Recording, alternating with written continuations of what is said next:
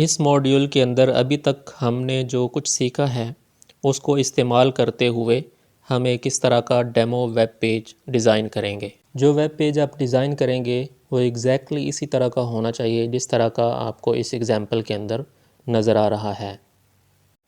اس کے title bar میں مائی port folio لکھا ہو، پھر ویب پیج کے سٹارٹ میں H2 لیول کی ہیڈنگ ہے مائی آن لائن ریزیومے، پھر ان آرڈرڈ لسٹ کے ذریعے اس کے اندر 4 لنکس ایڈ کیے ہیں۔